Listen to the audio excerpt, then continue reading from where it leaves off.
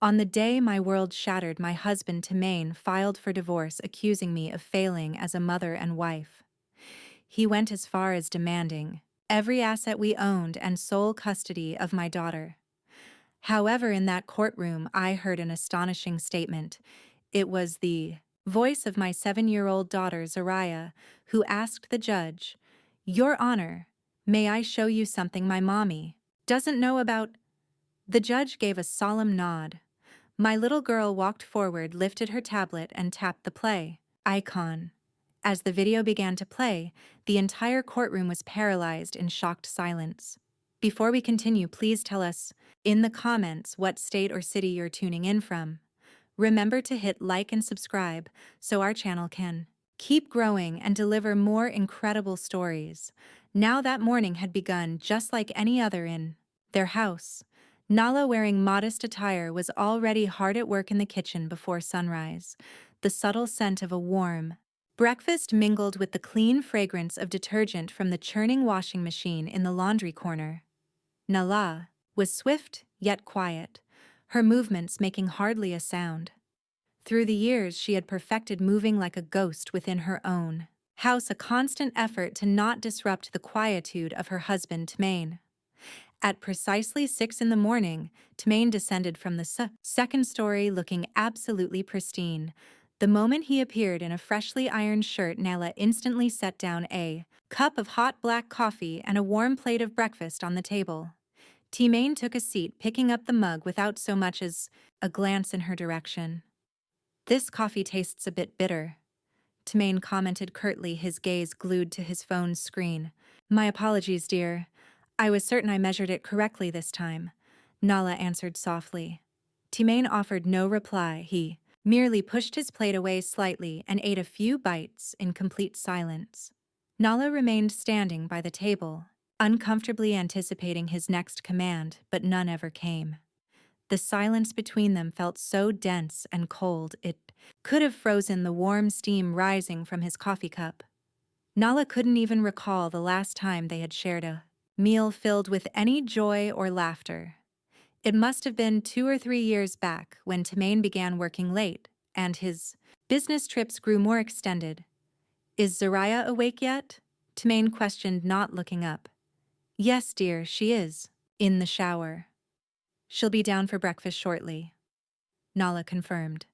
As if on cue, the light sound of footsteps descended the staircase. Zariah, their 7-year-old daughter, hurried towards them, dressed in her tidy private school uniform. Her radiant smile was a sharp contrast to the morning's gloomy atmosphere. "Good morning, Mommy and Daddy." Zariah planted a kiss on Nala's cheek before moving towards Tmain. He finally set his phone aside and managed a faint smile for his daughter. "Morning, Princess. Eat up quickly. Daddy's taking you to school today." "Oh wow, I get to go with Daddy." Zariah chirped happily. Nala let out a quiet breath of relief. At least for Zariah's sake, Tmain made an effort to show some warmth. This short breakfast period was the only semblance of family time they shared. The moment Zariah finished her meal, Tmain rose abruptly, took his briefcase, planted a kiss on Zariah's forehead, and made his way to the front door. Just like every other day, he moved past Nala as though she were invisible. No goodbye, no kiss, not a single glance. All that remained was the rumble of his luxury car fading away, leaving Nala alone in the cavernous silence of their large house. Nala then spent the remainder of her morning began with her routine, clearing the table, washing dishes, doing laundry, and tidying all the rooms. She completed it all efficiently, always striving to maintain a perfect house. She believed that if the house was spotless enough, the meals delicious enough, and if she was quiet enough, perhaps the old Tmain would come back. But the old Tmain had seemingly vanished long ago. At midday, Nayla went to collect Zariah from school. This was her most cherished part of the day. She adored hearing Zariah chatter about her friend's art class or her lunch. "Mommy, today I received 5 gold stars from the teacher. I answered the question right." Zariah chirped happily, holding her mother's hand. "Wow, my little girl is so clever." Nala praised her warmly, gently pinching her small nose. Upon arriving home as Nala was helping Zariah with her shoes, she suddenly heard the sound of a motorcycle stopping right before the front door. A uniformed delivery man called out her name. "Nala, a package for you." Nala furrowed her brow. She hadn't ordered a thing. She went to the front door accepting a large, thick, brown envelope. It had no sender's name, just the emblem of a law firm in the top right corner. Nala's heart started to pound uneasily. "Who is it, Mommy?" inquired Zariah, having followed close behind. "I'm not sure, Princess. It is likely just some junk mail. Go get changed so we can have lunch," Nala replied, struggling to keep her voice even. After Zariah ran to her room, Nala sank onto the living room sofa. Her hands were trembling slightly as she tore the envelope open. Inside was a thick sheaf of documents. The first line on the very top page caused Nala to gasp. "Petition for the dissolution of marriage." Nala's world came to a halt. A ringing filled her ears. She read the words again, praying her eyes had betrayed her. Plaintiff Timane, defendant Nala. Grounds for the action. The wife has completely failed in the fulfillment of her marital obligations. Nala felt sick to her stomach. Failed. She had devoted her entire existence to this home. She had given up her career because Timane had asked her to. She had raised Zariah. She ensured Timane's shirts were always immaculate. Each morning, how could he say she had failed? She kept on reading the next sections. Her vision started to blur as she read the demands Timane was making. The terms were vicious. Timane wasn't just requesting a divorce, but he was also demanding sole custody of Zariah, claiming that Nala was emotionally unstable and completely unfit to raise the child. And in the most devastating blow of all, he was demanding all marital assets, including the house. They shared, arguing that Nala made no financial contribution and that all the assets were exclusively the result of his own work. Nala crumpled weakly onto the cold, hard floor. The documents scattered around her, so that was the reason Timane was so distant for months. This whole thing was a plan conceived in secret behind her back. The front door swung open. Timane was home from work exceptionally early. He stood there in the doorway, gazing at Nala slumped on the ground and then at the strewn papers. His face was cold, completely devoid of any remorse. "Honey, what is all of this?" Nala's voice shook as tears started to form in her eyes. Timane silently removed his shoes. He strode over, loosening his necktie. He offered no denial, no explanation. He just stated coldly, "It is precisely what it says. I simply don't want to live with you anymore, Nala. You've failed miserably as both a wife and as a mother." "Failed," Nala uttered in shock. "I've cared for this entire home, and I have raised our daughter Zariah." "Cared for the house?" Timane scoffed contemptuously. "The only thing you've ever managed to do is spend my money. Zariah deserves a much better mother, a capable one, not someone who only knows how to weep and complain like you do." "But the property, this house and Zariah—" "Honey, you can't just take them from me." Nala started screaming hysterically. Timane crouched, his eyes fixed on her with a sharp look of hatred Nala had never witnessed before. "Oh, I can, and I will. My lawyer has already gathered all the evidence. You're not getting anything, Nala. You will walk out of this house without a single dollar." Timane rose and straightened his suit, glancing toward the stairs to ensure Zariah wasn't there. "Couldn't hear him." "And prepare yourself." Timane gave a chilling grin that made Nala's blood run cold.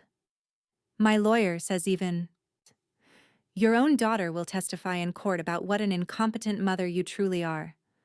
Nala froze, terrified, and her heart shattered into a million pieces. Timane didn't just want a divorce. He was determined to completely destroy her. Nala did not sleep at all that night. After their cruel confrontation, Timane retreated to the guest room, locking the door behind him as if Nala was some kind of threat. Nala spent that night in her daughter's room, sitting by the bed and watching Zariah's peaceful face while she slept. Her tears streamed down endlessly. How could Tamain claim that Zariah would ever testify against her? Zariah was her entire world. What could they have possibly told her little girl that one thought tormented her above all else? The next morning, Tamain behaved as if nothing was wrong. He went and woke Zariah up, got her uniform ready, and then drove her to school. He didn't say a single word to Nala. When Zariah asked why her mother had puffy eyes, Tamain replied with cold indifference, "Mommy's just not feeling very well, princess." Once they were gone, a true terror seized Nala. She knew she had to fight. She couldn't give up on Zariah so easily. She grabbed her phone and began searching for the city's most renowned divorce lawyers. But the harsh reality of her situation hit her fast. Lawyers required money, a retainer, a fee for a consultation. Nala realized she was broke. For all these years, Tamain had only given her a monthly allowance budgeted precisely for groceries and Zariah's school fees. There was never any room to save a single thing.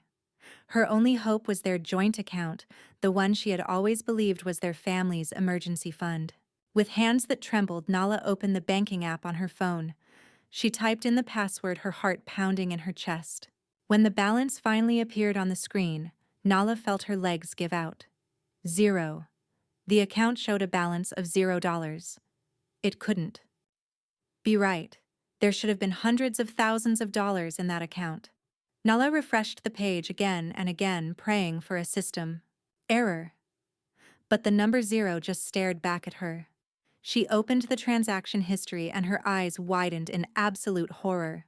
Over the past 6 months, Tamain had been systematically taking out large sums of money, transferring every single one to another account that Nala knew nothing about. The final withdrawal was made just 3 days ago, completely emptying the rest of the account. Tamain had planned all of this. He wasn't simply leaving. He had deliberately crippled her financially so she couldn't fight back. Fight back.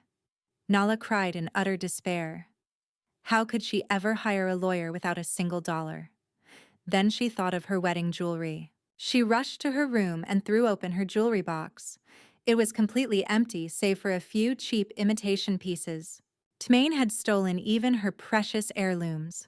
In a moment of sheer desperation, Nala recalled an old friend at a legal aid society. She quickly called and explained the entire situation. Her friend was sympathetic, but could offer little help beyond giving her a name. A name. "His name is Attorney Abernathy," her friend told her. "He keeps a small office on the second story of an old strip mall. He's not a high-priced lawyer, but he's known for being honest and committed. Go meet him and explain everything. Perhaps he can do something for you." Nala saw no other option. Using the small amount of cash in her purse, she flagged down a taxi and went to the address her friend provided.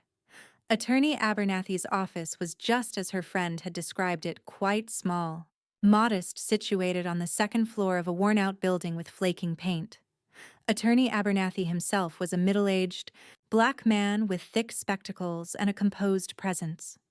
He listened to Nala's entire story with great patience, never once interrupting, simply nodding on occasion and jotting down notes. When Nala was done, Attorney Abernathy released a long sigh. "Nala, this is going to be a very tough fight," he stated in a quiet tone. "Your husband has planned this out with extreme care. He doesn't just want a divorce.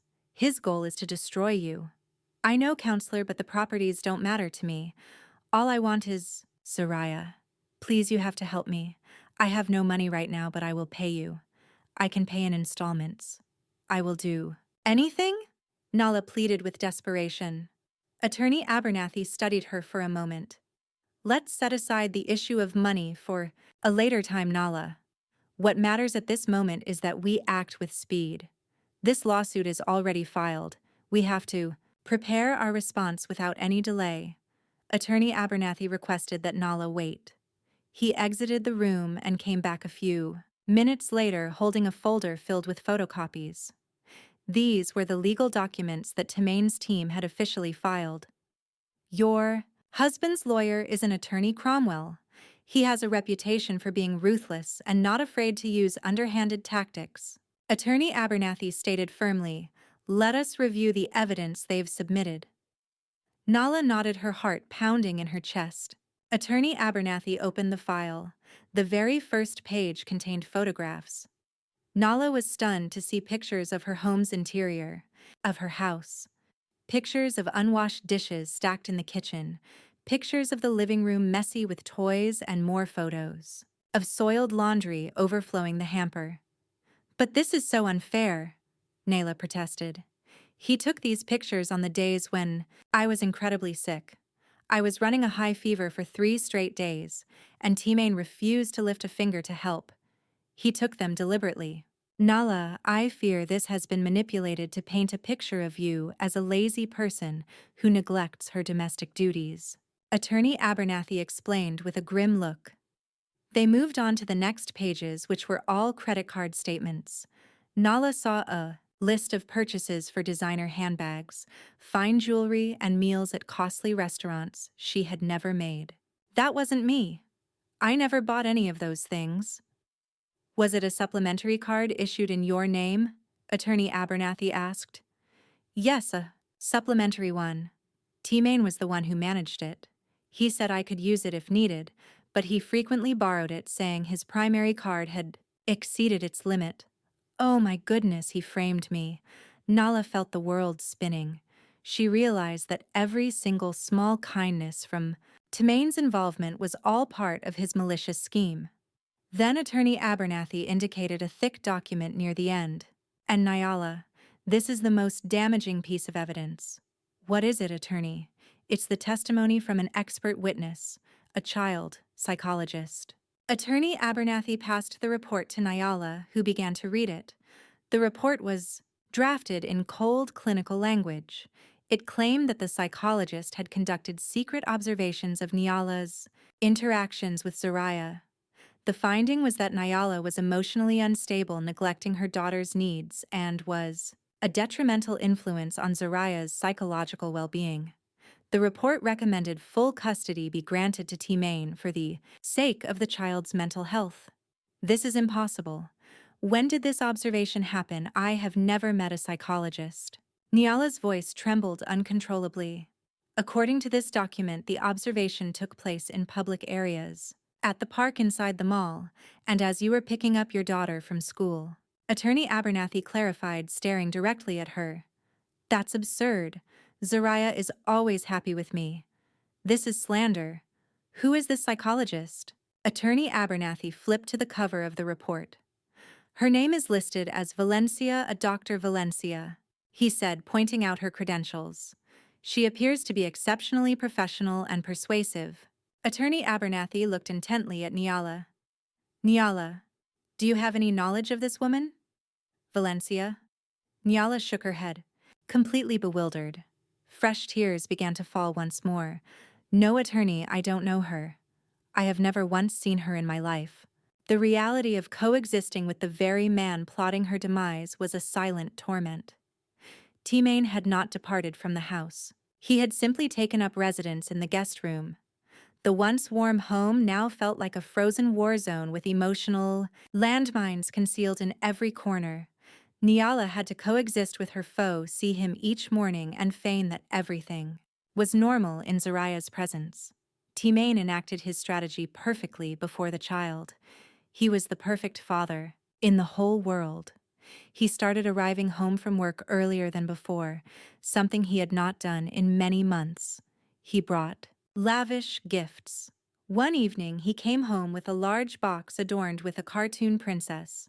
"This is your new tablet, Zariah," T-Main announced while embracing his daughter. "This is so much better than your old one. It has a superior camera, and Daddy has already installed many games for you." Zariah's eyes lit up. "Wow, thank you, Daddy." Nyala, who was folding laundry in the living room, could only swallow the lump in her throat. Her heart ached. She knew precisely what T-Main was doing. He was purchasing their daughter's allegiance. Nyala was unable to compete. She didn't have $1 to buy Zariah a thing. "You see, Princess," said T-Main, smirking at Nyala as he switched on the new tablet. When you live with Daddy, you will be able to have a new toy every single week, unlike someone who is only capable of folding clothes. Nyala froze, her hands still. A knot tightened in her chest. She yearned to scream. She wanted to rebuke Timain, but she couldn't do it in front of Zariah. If she showed anger, it would only substantiate Timain's accusation that she was emotionally volatile. So Nyala simply continued folding the clothes silently, her head down, letting Timain's venomous words fill the space.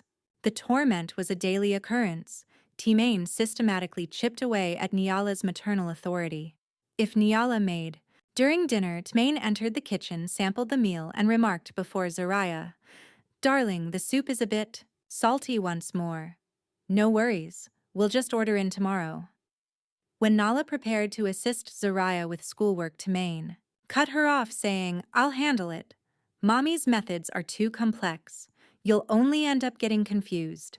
Nayla felt increasingly insignificant, more and more unseen in her very own house.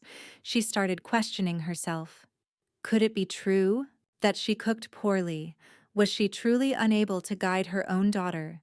Timain performed his part perfectly, painting Nala as an incompetent wife. Zariah, caught in the crossfire, started displaying hints of bewilderment. She obviously adored her mother, yet she also reveled in the affection and presence from her father.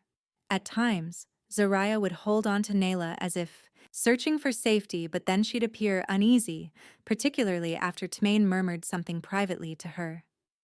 One evening, sleep eluded Nala. She crept quietly to Zariah's room to check on her daughter. Gently, she pushed open the door just a crack. Zariah was sound asleep. Her new tablet from Timain sat on the desk. However, as Nala moved nearer to tuck her daughter in, she noticed something odd. Zariah's little hand was tightly gripping an object beneath the pillow. This was not her beloved teddy bear. Nala peered closer, her heart lurching in her chest. It was Zariah's old tablet, the inexpensive one with its screen shattered in multiple places, the one Nala constantly warned her about, playing with, fearing the glass shards could harm her. Nala's brow furrowed. Why would Zariah cling to this broken device? Why conceal it beneath her pillow while the new one sat on her desk? Nala was baffled. She assumed it was simply a child's sentimental connection to an old possession. Little did she know that tablet held a secret destined to alter their lives forever.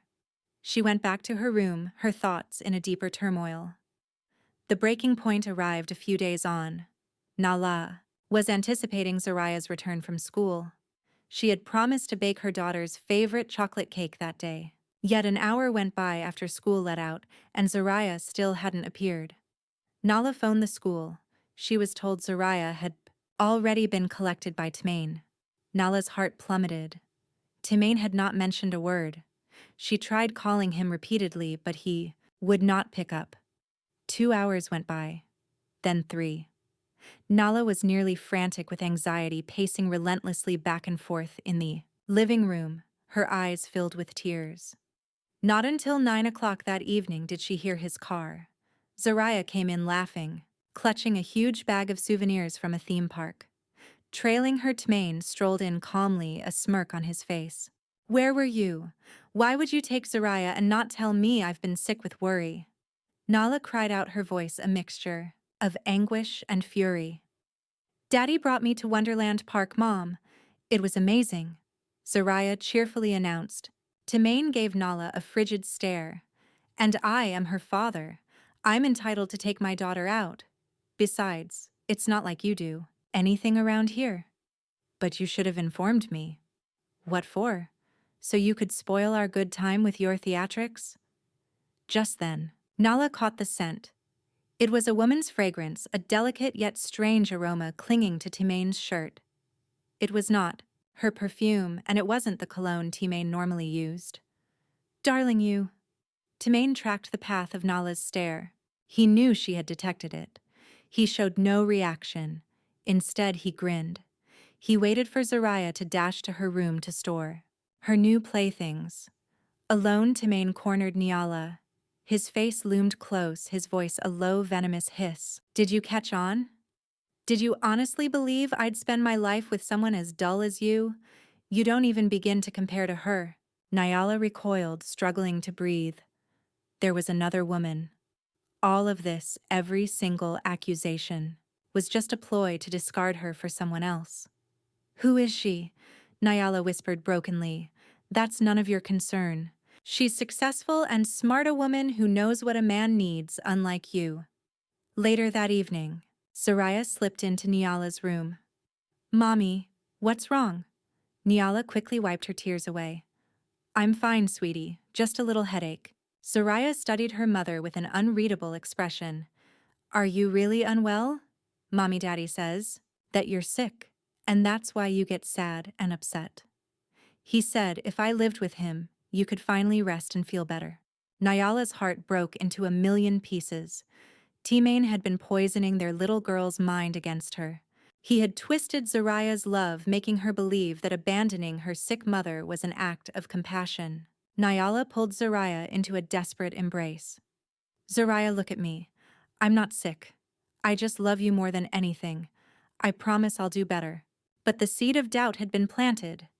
Nyala saw the uncertainty in her daughter's gaze. T-Main, who'd been listening from the doorway, merely smirked in the shadows. He strode past Nyala, who remained frozen in shock, and patted his wife's shoulder with false sympathy. Enjoy these moments, T-Main taunted in a hushed, cruel voice, right in her ear. Soon she won't even call you mother. The mediation session that followed was an absolute farce. They were gathered in a cramped, airless room. The mediator attempted to broker a compromise. Attorney Abernathy began calmly. T-Main and Nyala's request is simple. She is only seeking custody of Zoraya, or, at the very least, shared custody. As for the assets, we can negotiate. Before he could finish, the sharply dressed attorney Cromwell cut him off, and Expensive interjected. There's nothing to discuss, Cromwell stated flatly. He smacked the file he was holding down on the table. Our client's position is firm. Nyala is the one at fault for the failure of this marriage. It has been demonstrated that she failed as a homemaker and mother. We are demanding full custody for Zoraya's future. T-Main sat next to him, a placid mask on his face, playing the victim. I just want what's best for my child, he said, his voice dripping with false sorrow. And removing her mother is what's best.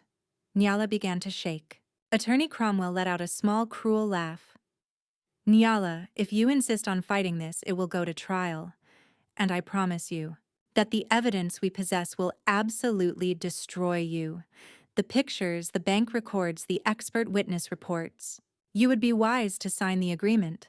My client is being generous by letting you leave without facing a countersuit. Leave my home with nothing and without my daughter. Are you insane? Nyala cried out. The mediator attempted to step in, but T-Main and his counsel were unyielding. The entire mediation fell apart. As they departed, Attorney Abernathy patted her shoulder. Keep your strength, Nyala. The real battle starts now. As the first day of the trial loomed, a knot formed in Nyala's stomach. Her attorney reminded her she had to remain composed at all costs. The courtroom felt cold and imposing, with its high wooden walls, heavy chairs, and the judge's gavel appearing profoundly authoritative. T-Main sat on the opposing side, looking utterly confident beside his attorney. Cromwell. The proceedings commenced. Attorney Cromwell spoke first, his delivery fluent, his voice loud and unwavering. Began to present his narrative of the facts. He displayed photos of the disheveled house, painting Nyala as a lazy and negligent homemaker. He presented the credit card statements accusing Nyala of being a spendthrift and financially reckless. Your Honor, Attorney Cromwell declared with dramatic flair, while my client T-Main toiled to provide, his wife was at home, squandering it all, neglecting her daughter and her home. Nyala fought the urge to scream. It was all a fabrication, that T-Main had framed her, that he himself had used the card, that he had purposely taken the photos when she was ill. But the only thing she could manage was to grip her hands tightly beneath the table. Attorney Abernathy quieted her with a reassuring glance. When it was Attorney Abernathy's turn, he attempted to refute the claims. He argued that the photos were taken out of context. He asserted that Timane himself had used the credit cards, but his argument sounded feeble against the accusations. It was merely Niala's word against the physical evidence presented by Attorney Cromwell. The judge scribbled notes, his expression impenetrable. And then came the moment Niala had been dreading. The plaintiff calls his expert witness, Attorney Cromwell announced. Dr. Valencia, child psychologist. The courtroom doors swung open. A woman strode in. Niala's breath caught in her throat. The woman was stunning, incredibly elegant, with her hair pulled back immaculately. In a professional blazer and moved with an air of absolute confidence. She didn't look malicious in the slightest. She looked utterly convincing. As the woman took her oath, Niala detected the same perfume, the exact fragrance that had clung to Timane's shirt. That fateful night. Niala's heart hammered to a stop. It was her Timane's mistress posing as a child psychologist. Valencia settled into the witness box. She spoke with a calm demeanor, her diction flawless, using psychological jargon that sounded highly professional and impressive. Yes, Your Honor. Valencia began her testimony, responding to Attorney Cromwell's question. I conducted observations of the natural interactions between Mrs. Niala and her daughter Zariah over the last 3 months. And what were your findings? Dr. Attorney Cromwell prompted. Valencia calmly opened her notes. My findings were deeply concerning. I observed a pattern of behavior in Mrs. Niala that is markedly inconsistent and emotionally volatile. There are indicators of significant emotional distress. Valencia then began to meticulously detail the lies, one by one, twisting facts into venomous weapons. First observation: at a shopping mall, Mrs. Niala yanked Zariah forcefully, speaking to her in a harsh tone, causing Zariah to cry in fear before a crowd. This indicates a low capacity for emotional regulation. Niala squeezed her eyes shut, the memory flooding back. Zariah had nearly darted toward the wrong escalator, and Niala had shouted and pulled her back in a panic, crying, Zariah, be careful. She hadn't been angry. She was terrified Zariah would be injured. But Valencia had twisted it into an act of verbal abuse. Second observation: at a park. Valencia continued. Mrs. Niala appeared to be completely absorbed by her phone, neglecting Zariah, who was playing by herself. When Zariah stumbled, Mrs. Niala wasn't immediately aware. Once she saw, her reaction was overblown and borderline hysterical, which only intensified Zariah's trauma from the fall. It was yet another lie. Nala recalled she had been texting about the grocery list Timane requested. Zariah tripped, and Nyla became genuinely frightened. She rushed over at once, embracing and comforting Zariah. Her response was one of a worried mother, not someone hysterical. My conclusion, Valencia stated, her voice unwavering as she looked at the judge, is that Mrs. Nyla does not possess the sound emotional stability required to raise a 7-year-old child. There are clear indications of parentification syndrome, in which Mrs. Nyla unconsciously imposes her own misery and emotional burdens onto the child. For the sake of Zariah's well-being, I must strongly recommend full custody be granted to the father, Mr. Timane, who is the more stable parent. A silence fell over the room. Valencia's testimony had been incredibly powerful, clinically scientific, and utterly destructive. Nyla wept in silence. It's a fabrication, she whispered to Attorney Abernathy. All of it is a lie. She's Timane's other woman. It's her. Stay calm, Nyla. Attorney Abernathy responded with tension. Do not react. It's precisely what they want. Attorney Abernathy rose for the cross-examination. He made his attempt. Dr. Valencia, are you certain you can render such a grave diagnosis based only on remote observations? Valencia offered a slight smile. On the contrary, counselor. Unobtrusive natural observations are in fact the most precise, as the subject is unaware. There is no room for manipulation. It is purely authentic behavior. You were compensated by Mr. Timane for this testimony, correct? I was paid. For my professional services counselor, not for the outcome. My conclusions are impartial and founded on data gathered in the field, Valencia countered shrewdly. Attorney Abernathy had reached an impasse. Valencia had sidestepped him too skillfully. She had sealed every potential loophole. The court adjourned for the day. Nyla exited the room, her legs trembling. She felt utterly devastated. She noticed Maine with a faint smile nodding at Valencia with a satisfied expression. Out in the lobby, Nyla sagged against the wall, sobbing. "We've lost attorney. It's over. They have all the leverage." Attorney Abernathy was quiet for a long moment. Then his gaze fixed on Maine and Valencia, who were walking off together in the distance, maintaining a discreet distance but not completely apart. "Not yet, Nyla," Attorney Abernathy said lowly, his eyes narrowed. "I know. Something isn't right here. The way she glances at him when she believes no one is watching is not how a professional psychologist should ever look at a client." Attorney Abernathy then turned to Nyla. "We need to discover who she truly is." Several days before the next hearing, Attorney Abernathy summoned Nyla to his office. He appeared exhausted.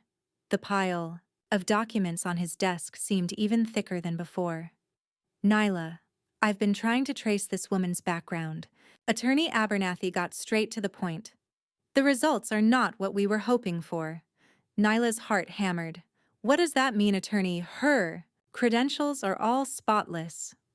"Too spotless," sighed Attorney Abernathy, pinching the bridge of his nose. "She's registered with the Psychological Association. She has a registered clinical practice. Every piece of documentation is flawless. So either she's a genuine psychologist whom Timane paid to lie for him, or Timane has fabricated this whole identity flawlessly. The truth. Accusing her of being a fraudulent psychologist is not an option. The court would reject our claim without a second thought." Any flicker of hope Nala felt was extinguished. "So we can't show she's being dishonest?" "No, we simply can't prove she is not a licensed psychologist. Our sole option is to discredit her testimony, which means you must take the stand, Nala." Attorney Abernathy regarded Nala with gravity. "You'll need to share your side of the story about the pictures and the credit cards about Timane's conduct, and crucially, you have to remain composed. You know, Attorney Cromwell will do everything in his power to provoke you. He wants the judge to see you as unhinged, exactly as Valencia portrayed you." Nala gave a silent, determined nod. "I will do it, attorney. I'll do my best." The day finally came. It was Nala's turn to take the witness stand. Once sworn in, Attorney Abernathy started with gentle inquiries, carefully guiding Nala to recount her life as a stay-at-home mother. Nala responded in a voice she fought to keep steady, telling the court of how she had left her career to devote herself to Zariah, detailing her routine from morning until night.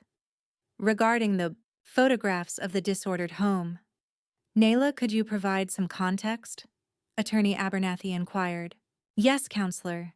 Timane took those pictures approximately 2 months ago. I was terribly sick with a high fever for 3 consecutive days. At that time, I was practically bedridden. I asked Timane to manage the house, but he claimed he was too busy with his work, so things fell into disarray. I lacked the strength to clean," Nala clarified. "And as for the credit card bills, that was a secondary card under my name, but Timane was the one who usually possessed it. He said his main card was frequently maxed out due to business expenses. I took him at his word. I did not purchase those designer bags or any of that jewelry. I was unaware of those charges until they appeared in the legal filings." Nala stated everything with sincerity. She noticed murmurs spreading through the gallery. A few faces showed her compassion, but the judge remained impassive. His face betrayed nothing. Then it was Attorney Cromwell's turn. The shrewd lawyer rose, adjusting his tie, and approached the witness stand with a smirk. "Nala," he started, his voice deceptively sweet, "so are you suggesting that your husband, Mr. Timane, the man who provides for you, deliberately framed you? Is that your claim?" Nala faltered. I never said that. I was simply stating the facts. But the implication is, the husband photographs a filthy home. The husband runs up the credit card debt. All of it is the husband's doing. It appears you bear no responsibility for any of this. Are you perfect? No, of course not. I'm not perfect, but I am not a failure. Not a failure. Attorney. Cromwell sneered contemptuously. Nala, you claim you were ill when these pictures were taken. Do you have any medical documentation that you were seriously unwell for 3 entire days? Nala was quiet. I did not see a doctor. I just took medicine. From a pharmacy. I assumed I would get better. So you have no evidence? Attorney Cromwell pounced on her admission. It is merely your story against tangible photographic proof. How curious. Attorney Cromwell shifted to another line of questioning regarding the credit cards. You claim your husband was using it, yet the card is in your name. Did you at any point notify the bank of these unauthorized charges? No. And did you ever confront your husband about this? No. You said nothing. Doesn't that prove your negligence and fiscal irresponsibility? Or did you tacitly approve of every purchase? I trusted him completely. He was my husband. Niala's voice grew louder. Blind trust, retorted Attorney Cromwell. A trust that destroyed the family's finances, and now you blame him. I am not blaming him. Enough. Attorney Cromwell raised a hand, walked back to his table, and retrieved a large printed photograph. He presented it for the judge and the entire court to see. Your Honor, I ask to present Exhibit P12. Nyala's eyes shot open in horror. It was a photograph of her in her bedroom just weeks before the divorce papers were served, her hair a mess, crying and screaming. Mrs. Nyala, could you explain this picture? Attorney Cromwell asked, his voice dripping with triumph. Nyala began to tremble violently as tears welled in her eyes again. Isn't this definitive proof of Dr. Valencia's claims? Volatile emotions? Hysteria. Is this what a competent mother looks like? You don't understand. Nyala cried out, her tears now streaming down her face. That night, T-Main had just returned home. He called me a worthless wife. He said I was just a burden. He insulted me terribly. He claimed I didn't deserve to be Zariah's mother. He deliberately provoked me. So you admit it, Attorney Cromwell attacked, without giving her a moment's rest. You admit to screaming hysterically. You admit you lost all control. You are emotionally unstable. Precisely as Dr. Valencia described, correct. No, Nyala shouted, leaping up from her chair. He set me up. He secretly took that picture of me right after he hurt me. He is a monster. He is... Enough. The judge's gavel slammed down. Witness, compose yourself. Be seated. Nyala sobbed uncontrollably. Her shoulders shook as she slumped back into the chair. Utterly destroyed. Everything was destroyed. She had reacted exactly as T-Main and Attorney Cromwell had hoped. She appeared hysterical. She looked unstable. She was the very picture of the failed mother they had created.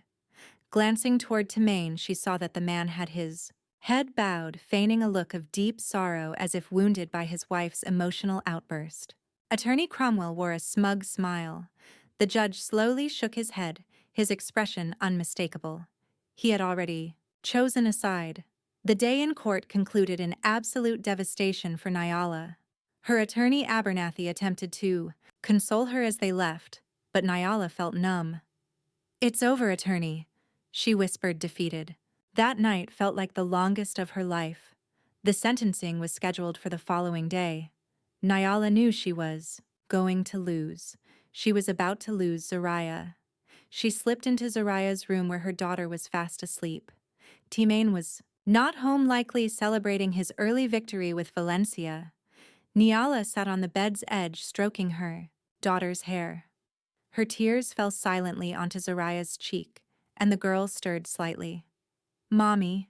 Zariah opened her eyes, still half asleep. Shh. Go back to sleep, princess. Nyala whispered, her voice hoarse from her tears. She embraced her daughter tightly, perhaps for the last time as her full-time mother. I need you to know whatever happens tomorrow, Mommy loves you more than anything. Always. Sensing her mother's sorrow, Zariah hugged her back with all her might. I love you too, Mommy. Nyala slowly released the embrace. That's when she noticed it again. The corner of an old cracked tablet was peeking out from under Zariah's pillow. Zariah was clutching it firmly even in her sleep. Nyala couldn't understand the reason. Zariah's obsession with the broken object was intense, but Nyala was too shattered that night to dwell on it. She just kissed her daughter's forehead and went to confront the end of her world. The courtroom felt colder than ever. Its morning air felt heavy, suffocating. Nyala sat stiffly in her seat, her eyes swollen and vacant. Sleep had eluded her all night. Next to her, Abernathy gazed forward, his face grim. He knew he'd done all he could, but like Nyala, they were up against a giant wall. The mood on the other side of the room was entirely different. Timane appeared refreshed and self-assured in a new suit. He would smile now and then, sharing quiet jokes with Attorney Cromwell. Victory was practically in his grasp. In the gallery, Nyala spotted Valencia. The woman was seated gracefully in a cream-colored dress, her gaze on Nyala carrying a subtle smile, the kind of smile of a conqueror. The judge entered and the room went silent at once. Nyala's heart pounded painfully in her chest. In the case of the divorce petition registry number, family court docket number. The judge began in a formal tone. The purpose of today is the reading of the verdict. But first he asked both parties to present their final arguments. Attorney Cromwell was the first to rise, stood. He skillfully summarized his apparent victory. Your Honor, he declared loudly, throughout this trial we have witnessed irrefutable proof from photographic evidence of Mrs. Nyala's domestic neglect to the clear financial documentation showing her lack of responsibility, and most critically, the testimony given by the distinguished child psychologist, the esteemed Dr. Valencia, who presented an objective and scientific case for the defendant's emotional instability. Attorney Cromwell then gestured toward Nyala.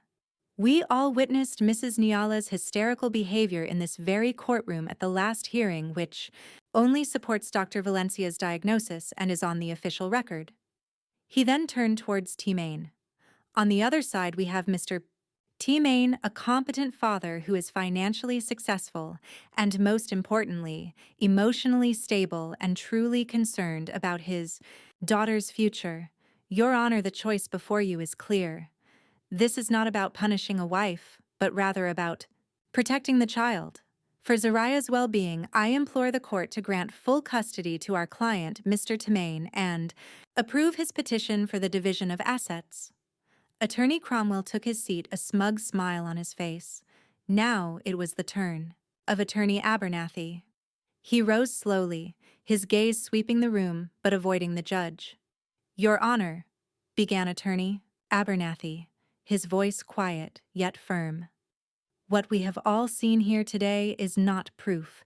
It is a character assassination, a meticulously planned defamation. Photographs can be deceiving. You can photograph the world's best chef's kitchen at a bad moment and make it appear filthy. Statements are easily manipulated, particularly when one party holds all the financial power and the complete trust of the other. And as for the expert testimony, from an expert who only observed, from afar, drawing extreme conclusions from a handful of incidents taken entirely out of context, is that truly stronger than the profound maternal love a mother has built over 7 years? Attorney Abernathy then stared directly at Timane. Your Honor, we are not rescuing a child.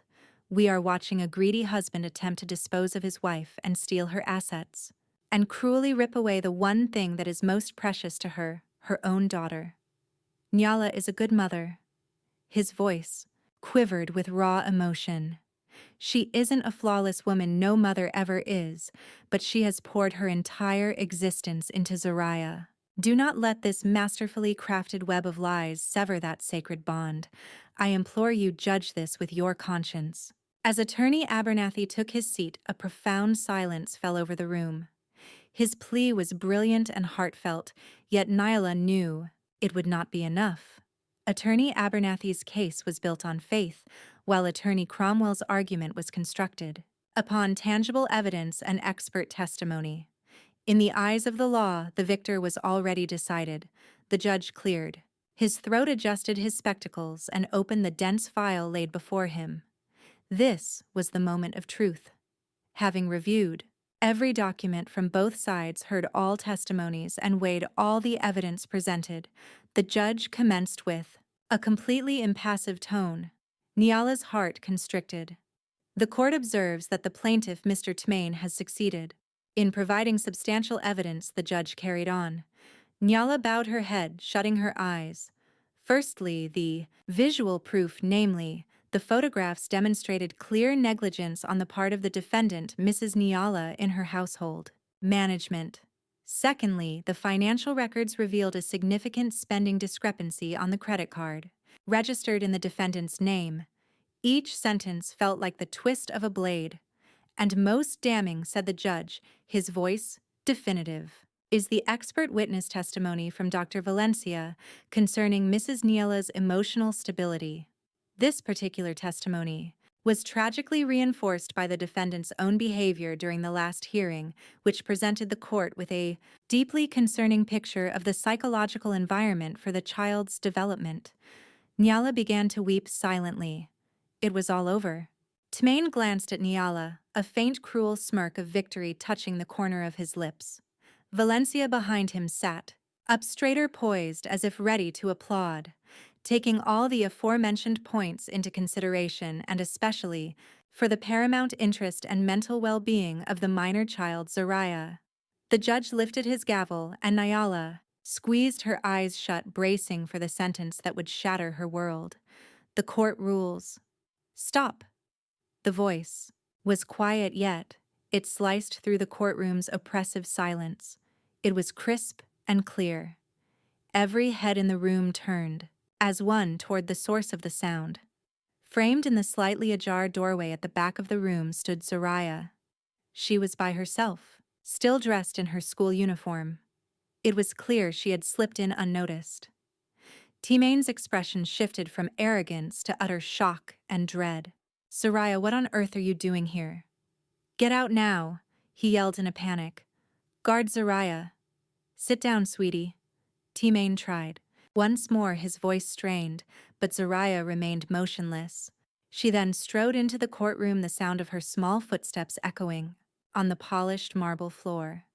She did not glance at her mother, who was stunned with her mouth agape, nor did she look at her father, who was seething with rage. Her gaze was fixed directly on the judge. The courtroom, which had been silent awaiting the verdict, was now utterly frozen in time. The gavel, poised to fall, hung suspended in midair. The judge's eyes widened as he stared at the small girl standing in the doorway. Nyala whipped around, her heart plummeting into her stomach. Zariah, she breathed, in absolute disbelief. What could her daughter possibly be doing here? Who brought her? Tmain's reaction was the quickest. His face, which a moment ago was filled with arrogance and triumph, was now ashen and drained of all color. There was pure, unadulterated terror in his eyes. Zariah, he roared, his voice cracking the calm facade. Gone. What on earth are you doing? You must leave now. This is no playground, guard. How did a child get in? Zariah flinched at his shout, yet she refused to retreat. Back away. She instead strode further into the courtroom. Zariah! Tmain yelled. Go back and sit down now. Once more rising from his seat, his counsel, Attorney Cromwell, was just as stunned. He shot up to address the judge. Your Honor, this is an egregious breach of procedure. These are closed proceedings. A minor has no place in here and must not disrupt this hearing. Please have her removed. Nyala remained motionless, her mind reeling in confusion. A part of her psyche fractured seeing Zariah in this awful place, while another part was simply trembling with dread. What could Zariah possibly say? Had Tamain truly managed to turn her against me? Would she really tell the court that she preferred her father? The mere idea made Nala feel sick to her stomach with pure anxiety. Your Honor! Attorney Abernathy's voice cut in sharply, silencing Cromwell. This child is clearly here for a reason, an obvious purpose. Her own future is at stake here. We must hear her. The judge held up a hand, his face solemn. Silence in my court. His powerful voice reverberated. He glared at Temain and his counsel, quelling their objections. Toward Zariah, his features softening. The girl advanced cautiously, her tiny footsteps echoing on the quiet marble floor. She paused in the space between the opposing counsel's tables. Her gaze went straight to the judge on his elevated bench. Your Honor. Zariah began, her voice quivering but audible to everyone. I apologize for the interruption. That's quite all right, young lady, the judge replied in a fatherly tone. What brings you here? Did someone bring you? My aunt drove me, but I came in myself. I heard Daddy telling people my mommy is a bad person. Temain's eyes widened. Be careful what you say. Silence, Mr. Temain, the judge boomed. Allow the child to continue. Nala gasped, tears started to stream. Zariah took a deep breath, steeling her nerves. She met the judge's gaze again, her innocent eyes filled with earnestness. Daddy said my mommy is a bad person. He said she has a bad temper. And he said she doesn't know how to look after me. She went on, her small voice trembling a little. Nala shut her eyes in despair. It was over. Zariah would just parrot all of Temain's awful lies, but then a phrase made Nala's eyes snap open. But, can I show you something? Zariah asked the judge, her eyes full of appeal. It's something that my mommy doesn't know about. The words hung in the silence. Something my mommy doesn't know. Nala's brow furrowed.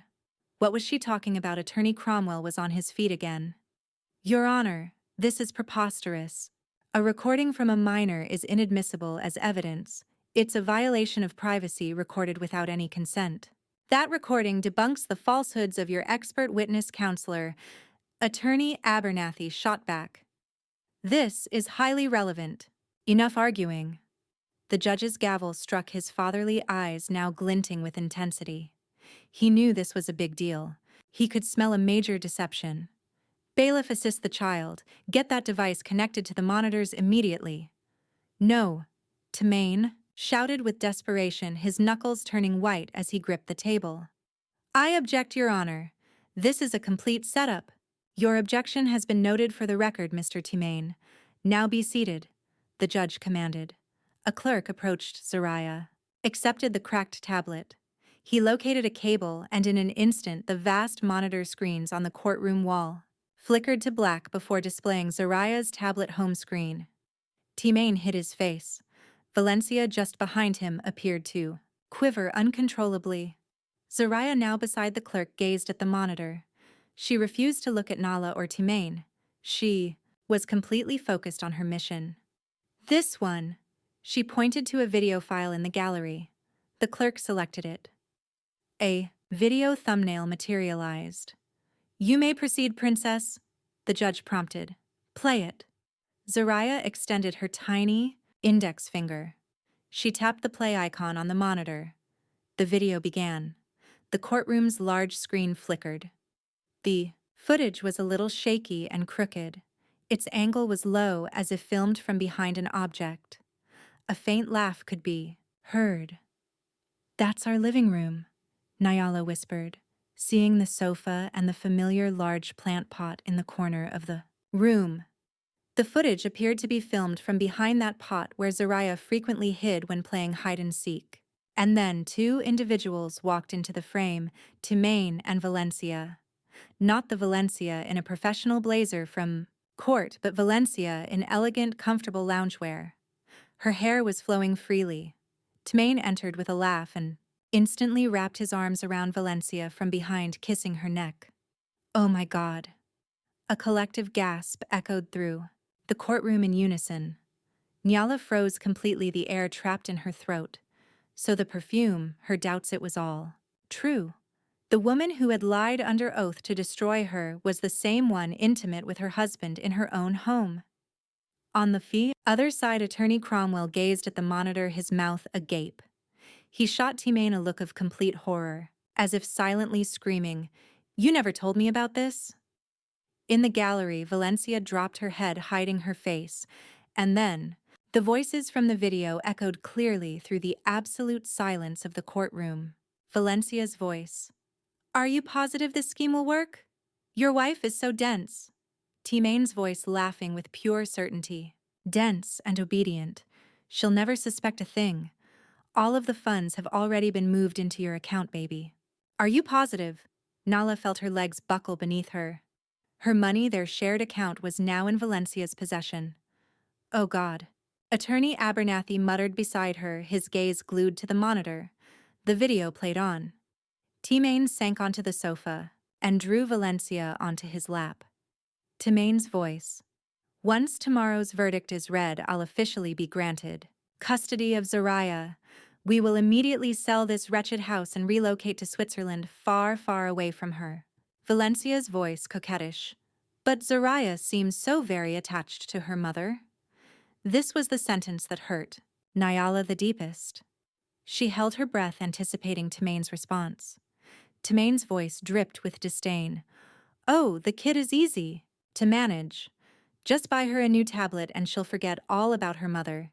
You'll be her new mom, a smarter, more accomplished, and a far more desirable mother." Timane kissed Valencia passionately on screen. "Enough, turn it off." Timane roared in a fit of rage. He sprang from his chair, attempting to rush the clerk's desk to stop the footage. "Officers, subdue that man," the judge commanded with fury. The two security officers guarding the exit moved without hesitation. They overpowered Timane before he could move further, wrenching his arms behind him. Timane struggled like a wild animal in a snare. "A setup, release me. It's all lies. A complete fabrication." Timane shrieked in desperation. "Silence him," the judge commanded.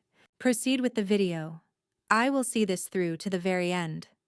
The recording played on, indifferent to the turmoil erupting. Then Valencia's voice emerged from the recording. "I'm still slightly worried. What about my expert testimony as a psychologist? What if Nala's attorney refutes it with his observations?" Timane's voice returned, laughing. "Don't worry, I'm already prepared. I captured a recording of her last week during a hysterical breakdown. And remember, I'll provoke her again in court. I'll insult her until she completely loses control. She'll scream and weep before the judge." Nyala wept, recalling her own testimony. The photograph, her own screams. He had framed her. Timane's voice continued. "When she becomes hysterical, your testimony will appear flawless. The judge will witness firsthand that she is an unhinged, unstable woman. Nobody is going to believe her. They will all believe Dr. Valencia, the consummate professional." The video then showed Timane and Valencia toasting with wine glasses, laughing together. The footage concluded and the screen went black. A profound silence hung in the courtroom for several moments. The only sound was Nala's quiet sobbing and Timane's ragged breathing as the guards restrained him. Everyone, including the judge, the clerks, the spectators, and even Attorney Cromwell, gazed at the blank screen in absolute horror. They had all just witnessed an incredibly well-orchestrated and malevolent conspiracy, fraud, perjury, and a complete manipulation of the court itself. From the gallery, murmurs rose as people started turning their heads, searching for Valencia. "There she is. That's the woman," a voice cried out. Valencia knew she was utterly exposed. Panicked, she leaped from her seat and sprinted towards the rear exit. Zoraya, the young hero who had just observed the entire video, slowly turned her head. She did not look at Timane, who was being restrained. Instead, she looked to her mother. Her innocent eyes met Nyala's, which were brimming with tears. The judge, his face crimson with fury, lifted his gavel high into the air. He did not bring it down quietly. He slammed it hard. "Silence, everyone. The court is now in session. Officers, secure all exits. No one leaves. Arrest that woman, Dr. Valencia." Instantly, the courtroom erupted into controlled chaos. The resounding crack of the enraged judge's gavel was both a command and a release for the tension that had paralyzed them all. The two security officers who had just restrained Maine now hauled him towards a chair. Maine no longer screamed. He was merely gasping for air. His eyes were wild and his costly suit was now drenched in sweat. He understood it was finished. At the rear exit, another disturbance erupted. A panicked Valencia could not open the heavy door the judge had ordered sealed. She yanked the handle and shoved against it. To no avail. A female officer swiftly intercepted her. Valencia crumpled to the floor. Her professional facade had completely shattered. She was no longer the composed, persuasive psychologist. She was now just a terrified woman, sobbing hysterically. The very image she had used in photographs to frame Nala. Karma had come for her all too swiftly, and with a particular cruelty. "Bring her forward," the judge commanded, his voice cold and unforgiving. The officers dragged the weeping Valencia to the front of the court, placing her on the witness stand, which now felt like the defendant's dock. Across the courtroom, Maine's lawyer, Attorney Cromwell, resembled a melting wax figure. His face was ashen and his necktie was now askew. He avoided the judge's gaze, looking down at the stack of papers before him without a word. His career and his reputation had been utterly demolished in an instant by a video from a child's fractured tablet. He knew he was complicit. He might not have known of the affair, but he was aware of the doctored photographic evidence and the testimony concocted to frame Nyala. Nyala herself remained seated, observing the scene before her as if it were a film. Her sobbing had subsided, replaced by a stunned, frozen silence. Beside her attorney, Abernathy gave her a gentle pat on the back, but his gaze was fixed upon the judge, poised for the final blow. Zariah stood silently beside the clerk. She was the calm center of the storm, watching only her mother as if to confirm she was all right. The judge took a deep breath and adjusted his robe. He looked at Maine, then Valencia, and finally Attorney Cromwell. "Mr. Maine, the judge," began, his voice quiet yet terrifying. "That video is your daughter's property and was recorded inside your own residence. Do you still wish to insist that it has been manipulated?" Maine lifted his head, his face a complete blank. She set me up," he mumbled. "It was one last pathetic attempt. That woman Valencia, she planned the whole thing. She seduced me." Upon hearing this, Valencia shrieked, "Liar, you told me to do it. You promised you would marry me. You told me all the money would be transferred to my account. I did all of this for you." Silence. The judge's gavel struck once more. "You are both the same. Your confessions have now been entered into the court record."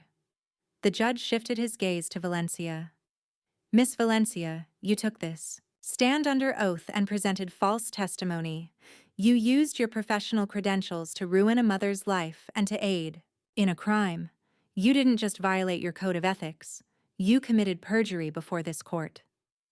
The judge looked at Attorney Cromwell. "And Attorney Cromwell, were you aware, or should you have had reason to suspect, that the evidence you presented, which includes this testimony, was fraudulent? You tried to bait the witness in the last hearing to suit your client's fabricated narrative. You have disgraced this profession. I will ensure the Ethics Committee revokes your law license." Attorney Cromwell lowered his head, incapable of uttering a single word. Finally, the judge's eyes settled on Maine. His stare was so sharp it felt as if it could flay the man alive. "Mr. Maine, you walked into this courtroom demanding justice. You accused your wife of failure. You accused her of instability, demanded her assets, and most despicably of all, demanded to rip a child from her mother." The judge lifted Maine's legal file and held it up. "Let us review your suit. First, the allegation that your wife failed and neglected the home, proven to be false. The video just established that you conspired to assassinate her character." The judge tossed a sheet from the file to the floor. "Second, the allegation that the wife was financially irresponsible and a spendthrift. Proven false. The video is a confession that you embezzled money from your joint account and funneled it to your mistress's account. This isn't merely defamation, it is larceny. He tossed the second sheet. Third, the accusation that your wife was emotionally unstable propped up by fraudulent expert testimony, shown to be a malicious plan. The footage proves you plotted to agitate your wife, secretly film her reaction, and use it to mislead this court. He cast down the third page. This entire lawsuit, the judge's tone escalated, is a mountain of filth built on deception, avarice, and infidelity. This court hereby dismisses the divorce petition filed by Mr. E. Timain. The gavel slammed down, but the judge was far from done. He turned his gaze upon attorney Abernathy and Nala. And this court's work is not finished. With this new, undeniable proof, the court will now act to protect the victim. First, the judge lifted one finger. Complete and unconditional custody of the minor, Zariah, is awarded to her biological mother, Mrs. Nyala. Nyala let out a sharp breath. The tears now streaming were of pure relief. She glanced at Zariah. Second, the judge went on. Mr. Timain's divorce petition is dismissed. However, this court strongly advises that Mrs. Nyala file a countersuit immediately. Mrs. Nyala, do you wish to divorce your husband? Attorney Abernathy murmured. Nyala, her voice trembling yet resolute, stared directly at Timain, who sat defeated, his head bowed low. Yes, Your Honor, I demand a divorce this instant. Excellent, the judge declared. This court grants the divorce to Mrs. Nyala on the grounds of infidelity and fraud committed by the husband. Full custody to Mrs. Nyala. Third, the judge rose to his feet. Furthermore, all assets held by Mr. Timain and Ms. Valencia are to be frozen effective immediately. This court orders a complete investigation to trace every dollar misappropriated from Mrs. Nyala. The currently occupied residence is declared the sole property of Mrs. Nyala and Zariah. And fourth, the judge's voice boomed across the courtroom. Based on the video evidence and the admissions made, in this very room, I order the immediate arrest of Mr. Timain and Ms. Valencia on multiple criminal charges, including conspiracy to defraud, perjury, grand larceny, and tampering with evidence before a court of law. Take them into custody. The bailiffs moved swiftly, handcuffing Timain. The man who had walked in that morning, filled with arrogance, was now led away, his head hung in shame. He passed by Nyala, not daring to meet his wife's gaze. Valencia was also placed in restraints. Her shrieks had ceased, leaving only a swollen, disheveled face. She was escorted out. Her career and her liberty were shattered. Neela remained seated, still trembling. Attorney Abernathy was beaming from ear to ear. We did it, Nala. We won. Nala was speechless. She simply rose and moved slowly towards the center of the courtroom. Zariah rushed to her. Nala knelt down, embracing her daughter fiercely, as if clinging to her very savior. She wept on her small shoulders, not with tears of sorrow, but with the tears of a mother rescued by her own small heroine. The fallout from that judgment day spread like a wildfire. The tale of the shattered tablet was in every headline. The story of the scheming husband, the fraudulent psychologist, and the 7-year-old hero dominated the local news cycle for weeks. Those first few weeks were a whirlwind for Nyala and Zariah. Attorney Abernathy handled absolutely everything. Following the judge's order, all of Timain and Valencia's assets were seized. The investigation confirmed that Timain had moved nearly $1 million into Valencia's account during the past year. Every cent was recovered and transferred to Nyala's new account. That large, cold house was now officially hers. But Nala found she could no longer stay there. Too many painful memories, too many shadows of Timain and Valencia lurked in every corner. With Attorney Abernathy's blessing, Nyala sold the home. The proceeds from the sale were more than enough for a new beginning. The reckoning for the villains was swift and severe. With overwhelming evidence, Tamain was sentenced to 12 years in prison for his fraud, theft, and perjury. Valencia, whose psychology license was discovered to be legitimate but used for criminal acts, was sentenced to 8 years, and her license to practice was revoked permanently. The conniving attorney Cromwell was promptly disbarred by the Ethics Committee and faced criminal charges for his role in the elaborate conspiracy. Their karmic debt was paid. 3 months after that day of reckoning, the laughter of children could be heard in a small, leafy park. Nala, with the lines of worry finally erased from her face, smiled as she watched Zariah on the swing. They had moved not into a large house, but to a modest and cozy 3-bedroom apartment. It was filled with pictures of the two of them and carried the scent of freshly baked cookies. Nala had launched a small catering business from her home. Her culinary talents, which Tamain always belittled, were now adored by her clients. The orders were flowing in. She was busy and tired, but so happy. At last she was independent. "Mommy, look!" Zariah exclaimed, running to Nala on the bench. The child's hands were covered in soil. "The flowers will be blooming soon." Nala smiled gently, stroking Zariah's short hair. "Oh, my darling daughter is so good at planting things." They sat side by side for a moment, basking in the afternoon sun. There was a question that Nala needed to ask at the right moment. "Sweetheart," Nala began gently, "can I ask you a question?" "What is it, Mommy?" Zariah looked up with her clear eyes. "The video on the old tablet. Why exactly did you record it?" Zariah fell silent for a moment, seemingly remembering. "It was because I didn't like Auntie Valencia." "Why didn't you like her?" "Auntie Valencia acted nice, she smiled at you and talked to you at the mall. But then when you went to the bathroom, she told Daddy, 'Your wife takes forever.' And it happened at the park. She saw me, but she still told Daddy that you weren't watching me. But you were watching me, Mommy." Nala was astonished. Her young daughter was so perceptive, an observer. "Then that one night," Zariah went on, "Daddy said he had to work late, but then I heard his car pull up. I just wanted to show Daddy a new picture I drew. But when I went downstairs, I saw Daddy walking in with Auntie Valencia. He hugged her right away. It scared me, so I hid behind the big flower pot. That's when I started recording.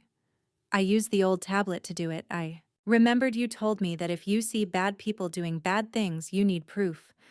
And I had my old tablet with me." Nala's heart swelled with love. She didn't even remember saying that. "But my sweet girl," Nala asked again, "this is the most important part. Why didn't you tell me? Why did you keep it all a secret?" Zariah answered quietly, her voice barely a whisper. "Daddy said Mommy wasn't supposed to know." Nala's brow furrowed. "Daddy said that to you?" "Yes. In the video, he tells Auntie Valencia, 'My wife is a fool. She will never know.'" Zariah believed it was a major secret since her daddy said her mommy must not know. "So I kept it safe. I didn't want Daddy to be angry if you found out." It was the simple, innocent logic of a child. She had recorded her father's crime, yet she kept it a secret because her own father insisted her mother must not find out. "Then why did you show it to the judge?" "Because that judge was about to take me away from you. Daddy and Auntie both said that you were a bad mommy." Valencia also claimed Mommy was bad, but it isn't true. Zariah's eyes filled with tears. "I don't want to be torn away from my mommy. She's not a bad person. She's the best mom ever. So I had to prove to the judge that Daddy and Auntie Valencia were the ones at fault." Nala couldn't contain herself any longer. She embraced Zariah tightly, weeping tears of pure joy. For all this time, she had endured Tmain's accusations that she was a failure as a mother. She had doubted her own worth, feeling utterly destroyed. But before her stood the clearest proof she had not failed. She had raised a truly incredible daughter, a pure-hearted and intelligent girl who could discern truth from lies, a courageous child with the bravery to act alone to defend her mother, a little girl with an innate sense of justice. "Thank you, my princess," Nala whispered into her daughter's hair. "Thank you ever so much for saving me." Zaraya held her close. "I love you, Mommy." "I love you too, Zaraya." Nala gently released the hug and gazed at her daughter's radiant face. At last she understood completely. She had never failed. She was simply raising a true heroine, and now they were both free to embark on a new beginning. Did you enjoy the story, and what city are you watching from? Let's connect in the comments. If you enjoyed this story, you can support me with a super thanks so I can continue to bring you more stories just like this one. Thank you dearly for your wonderful support. I am really looking forward to reading your valuable comments on this story. On your screen, you can now see 2 new life stories that I highly recommend.